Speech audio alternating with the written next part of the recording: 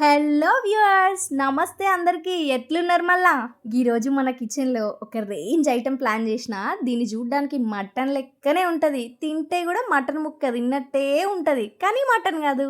గదేనండి మన పనసకాయ కూర. గదేగా ఆంధ్ర సైడ్ దీన్ని చాలా ఇష్టంగా తింటారు కదా. మరి మన ఇంట్లోనే చాలా సింపుల్గా దిమ్మ తిరిగేలా దంచి కొట్టేద్దాం రాండి. ఇగో చూస్తున్నారు కదా, బయట గిట్ల ముక్కలు దొరుకుతాయి, లేకపోతే మనకు ఆన్లైన్లో కూడా దొరుకుతాయి అన్నట్టు ఈజీగానే. ఇట్లా పనసకాయ ముక్కల్ని, పనసకాయ పొట్టుతో కూడా తీసుకోవచ్చు. తీసుకొని వెంటనే గిట్ల నీళ్ళల్లో వేసుకోవాలి, లేకపోతే నల్లగా అయిపోతాయి. మరి ఇక గిట్ల నీళ్ళల్లో వేసిన ముక్కల్ని తీసుకుపోయి స్టవ్ మీద పెట్టుకొని ఓ చిటికెడు పసుపు, అర స్పూన్ ఉప్పును వేసుకొని మంచిగా ఉడకబెట్టుకోవాలన్నట్టు. బాగా ఎక్కువ టైం ఏం తీసుకోదు, తొందరనే ఉడికిపోతాయో. మీడియం ఫ్లేమ్లో పెట్టుకొని ఓ 10 నిమిషాలు ఉడకబెట్టుకోండి. ఇక ఈ మంచిగా ఉడికే లోపల గిట్ల ఒక మిక్సీ జార్ తీసుకొని 10 నుండి 15 వరకు జీడిపప్పు పలుకులు, అట్లనే ఓ 2 స్పూన్ల నువ్వులు ఉంటే మంచిగా ఒక స్పూన్ గసగసాలు కూడా వేసుకుంటే మంచిగా ఉంటుంది. ఇక కొద్ది కొద్దిగా నీళ్ళు యాడ్ చేసుకుంటా ఇట్లా మంచిగా మెత్తగా మిక్సీ పట్టుకొని పక్కన పెట్టుకోండి. ఇక 10 నిమిషాలు గడిచినాక మూత తీసి గిట్లా చూసిండ్రా, గిట్లా ఒత్తంగానే మంచిగా పర్ఫెక్ట్గా ఉడికినట్టు తెలుస్తుంది అన్నట్టు. గిట్లా ఒత్తి చూసుకొని మంచిగా పర్ఫెక్ట్గా ఉడికిందా లేదా అన్నది చూసుకొని ఇక స్టవ్ ఆఫ్ చేసుకొని ఇక ఒక జాలి గిన్నెలోకి మంచిగా తీసుకొని పెట్టుకోవాలి ఇదంతా.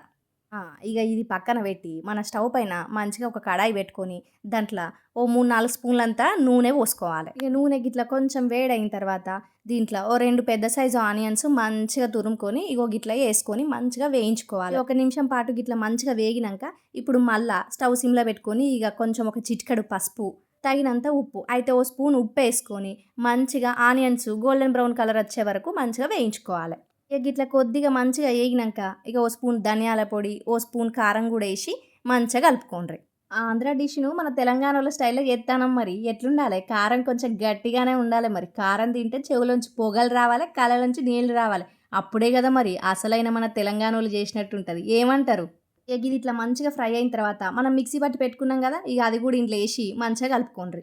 గిట్లనే మంటను లో ఫ్లేమ్లో పెట్టుకొని కొంచెం దగ్గర పడే వరకు మంచిగా కలుపుకుంటా ఫ్రై చేసుకోవాలి. ఇక చాలా మందికి తెలియని విషయం ఏంటంటే దీన్ని వెజిటేరియన్ మటన్ అని కూడా అంటారు. అంటే మటన్ తినని వాళ్ళకి కూడా ఇది ఒక వరప్రసాదం లెక్క అన్నట్టు. ఇక ఇప్పుడు మనం పక్కన పెట్టుకున్న పనసకాయ ముక్కలు ఉన్నాయి కదా, ఇక ఉడకబెట్టిన పనసకాయ ముక్కల్ని కూడా ఇంట్లో వేసుకొని మొత్తం కలిసేలా మంచిగా కలుపుకోవాలన్నట్టు. ఇప్పుడు ఇట్లా మూత పెట్టి ఓ 3 నిమిషాల పాటు ముక్కల్ని మంచిగా ఉడికించుకోవాలి. చూస్తాండ్రు కదా, గిట్ల కొంచెం మంచిగా ఆయిల్ పైకి తేలి ముక్కలు కొంచెం ఉడికినాక ఇక మూత తీసుకొని దీంట్లోకి తగినంత గ్రేవీకి సరిపోయే నీళ్లు పోసుకొని మంచిగా కలగలుపుకొని మూత పెట్టుకొని మళ్ళీ ఒక 2 నిమిషాలు మంచిగా ఉడికించుకోవాలి. దీంట్లో ఫైబర్ ఉంటుందట. మరి తింటే అరుగుదల గజగజ అయిపోయి పొట్ట సాఫ్ అవుతుందట. షుగర్ ఉన్నోళ్ళకి కూడా బెస్ట్ అని చెప్పొచ్చట. అన్నం బదులు ఇది తింటే షుగర్ కంట్రోల్లో ఉంటుందట. అంతేకాదు మన బాడీలో ఉన్న రోగనిరోధక శక్తి పెంచడానికి పనసకాయ కూర మస్తు పని చేస్తుందట. ఎందుకు ఆలస్యం, కూడా మంచిగా ఇంట్లో వండుకొని తృప్తిగా తినుండ్రి. చూస్తాండ్రు కదా, కొంచెం గ్రేవీ చిక్కబడేదాక మంచిగా ఉడికించుకున్న తర్వాత కొంచెం గరం మసాలా, 2 పచ్చిమిర్చి చీలికలు వేసుకొని మంచిగా కలగలుపుకోవాలి. ఇట్లా మంచిగా గ్రేవీ వచ్చిన తర్వాత మూత పెట్టుకొని మరొక 2 నిమిషాలు లాస్ట్ ఉడికించుకున్నాక మంచిగా తురిమిన కొత్తిమీర వేసుకున్నామంటే పక్కింటి పిన్ని గారు కూడా కిటికీలోంచి తొంగి చూసి ఏంది వాళ్ళ మీ ఇంట్లో మటన్ కూర వండుతున్నారా అని అడగాల్సిందే. మళ్ళా కాదండి పిన్ని గారు, ఇది పనసకాయ పసందు అని చెప్పాల్సిందే. మళ్ళా ఏమంటారు? చూసేటోళ్ళు నా మాటలు ఇనుడే కాదు, కొద్దిగా సబ్స్క్రైబ్ చేసుకొని లైక్ షేర్లు కొట్టండి. అన్నట్లు ముచ్చట, మీ ఊర్లో పనసకాయని ఏమంటారు? మా దగ్గర అయితే పనసకాయనే అంటారు. మీ దగ్గర ఏమంటారో కింద కమెంట్లో చెప్పుండ్రు చూద్దాం.